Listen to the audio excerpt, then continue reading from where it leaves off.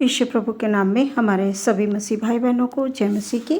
परमेश्वर का धन्यवाद है। वचन के माध्यम से हम परमेश्वर से बात करेंगे। प्रेरितों के काम 13 अध्याय 22 पद के द्वारा यहाँ पर इस प्रकार से लिखा हुआ है, फिर उसे अलग करके दाऊद को उनका राजा बनाया, जिसके विषय में उसने गवाही दी, मुझे एक मनुष्य ईशे का पुत्र दाऊद मेरे मन के अनुसार मिल गया है, वही मेरी सारी इच्छा पूरी करेगा।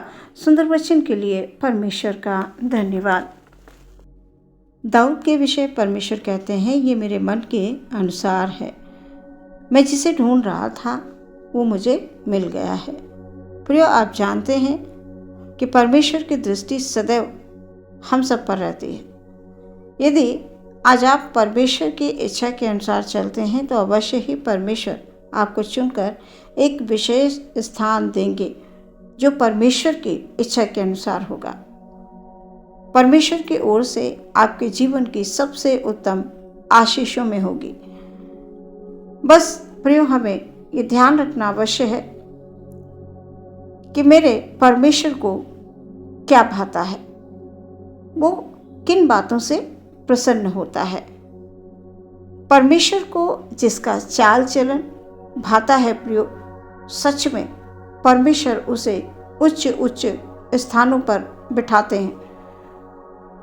सचमुच प्रियो, वो बड़ा दयालु परमेश्वर है। स्वर्ग की सारी आशीषों को उंडेल कर दे देने वाला परमेश्वर है।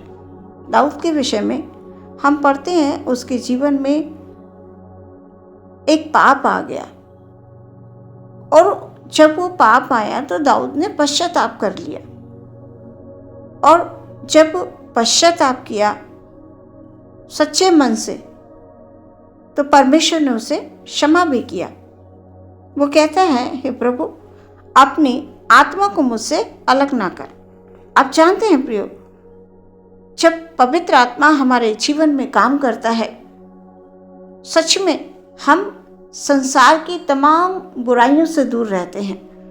और जब हम परमेश्वर से अलग हो जाते हैं ना, तो परमेश्वर का जो पवित्र आत्मा हमारे अंदर काम कर रहा होता है, वो काम करना बंद कर देता है। हम परमेश्वर के प्रेम से अलग हो जाते हैं। परमेश्वर की दया, परमेश्वर की कृपा सदैव हमारे ऊपर रहती है। वो नहीं चाहता है कि हम किसी भी प्रकार का पाप करें जो शारीरिक है, जो संसारिक है। जब हम इन बातों में पड़ जाते हैं तो हम परमेश्वर से दूर हो जाते हैं, उसके प्रेम से दूर हो जाते हैं। कई बार हमारे जीवन में पाप आ जाते हैं। यदि समय रहते सच्चा पश्चाताप कर लिया जाए तो सच में परमेश्वर क्षमा कर देते हैं। वो क्षमा करने वाला दयालु परमेश्वर है। परमेश्वर ऐसे लोगों को ढूंढ रहा है। चाहता है परमेश्वर कि हम सब अनंत जीवन में प्रवेश करें, अनंत जीवन। वो नहीं चाहता कि पृथ्वी पर रहते हुए किसी प्रकार का हम पाप करें। जो परमेश्वर की इच्छा के अनुसार हो वो ढूंढता रहता है। पूरी पृथ्वी पर उसकी दृष्टि रहती है। इसलिए प्रियो, हमें बड़ी सावधानी के साथ परमेश्वर में बढ़ना है। यूहन्ना 4:24 में परमेश्वर कहते हैं, परमेश्वर आत्मा है और अवश्य है कि उसकी आराधना करने वाले आत्मा और सच्चाई से आराधना करें। हमें आत्मा और सच्चाई के साथ आराधना करनी है। कई बार हम होठों से आराधना प्रार्थना करते हैं पर हमारे हृदय कहीं और होते हैं, हमारा मन कहीं और होता है। नहीं प्रियो, आत्मा और सच्चाई से हमें प्रार्थना करना है जो हमारे परमेश्वर को भाए।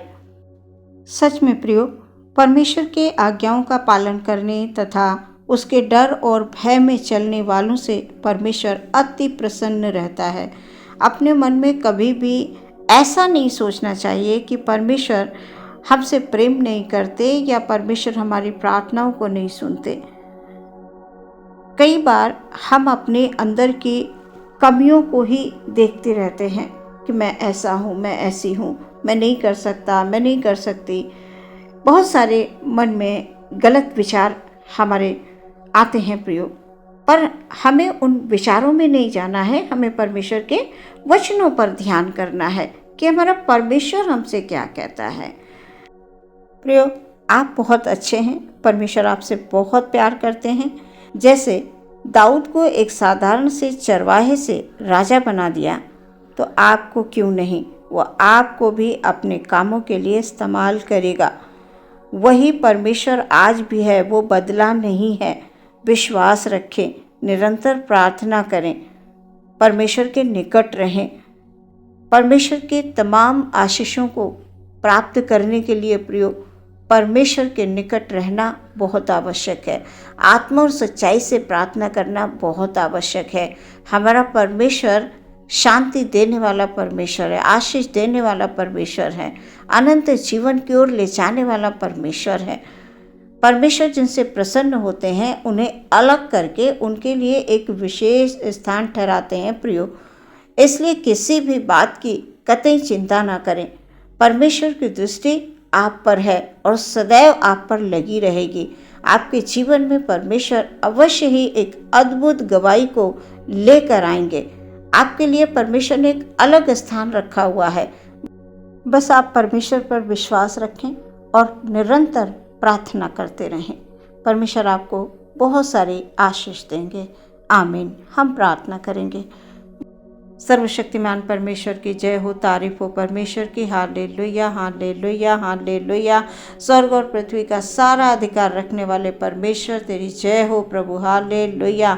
अपने हर एक भाई बहन को पिता आपके हाथों में समर्पित करते हुए प्रार्थना करते हैं खुदा, ओ परमेश्वर अपनी कृपा भरी, अपने अनुग्रह भरी दृष्टि हालेलुया, हालेलुया सदैव बनाए रहें पिता परमेश्वर। किसी प्रकार की कोई कमी है, घटी है पिता परमेश्वर, यीशु मसीह के नाम में पूरा होने के लिए हम प्रार्थना करते हैं। यदि कोई बीमार है, किसी भी तरह से परेशान है, व्याकुल है पिता परमेश्वर, चिंतित है खुदावन, उनकी हर एक चिंता को दूर होने के लिए हम प्रार्थना करते हैं यीशु मसीह के नाम से। हालेलुया।